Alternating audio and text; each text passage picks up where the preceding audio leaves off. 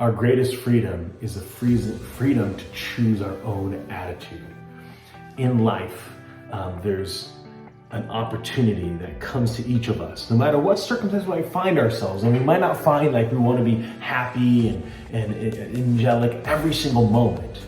However, we decide mentally, each of us, no matter what circumstance we find ourselves in, how we're going to treat others, how we're going to treat that circumstance.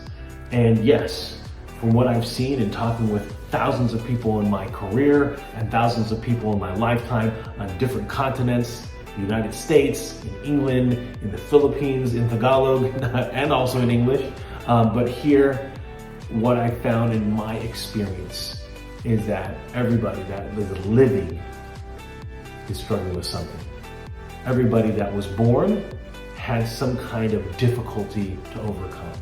And then finally what I've realized is how we approached it seemed to determine ultimately where we were headed and how we ended up going from there. Sometimes people allow their past to be their hindrance for a more fantastic future. Other times people look at their current present and say that that's all that there is. They cap themselves, they limit themselves based on their current circumstances. And some people are so far-fetched into the future, they don't actually appreciate with what's going on today.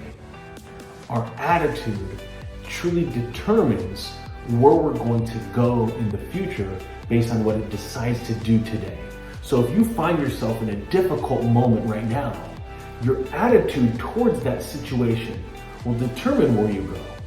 Now, it might mean that you need to shift things. It might mean that you need to reach out for help. It might mean the reality of where you're at, that you need to do something different. Your attitude towards that, though, if it's negative, has a tendency to paint you more as a victim instead of a victor.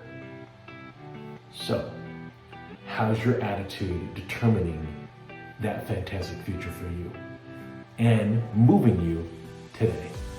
Trims out.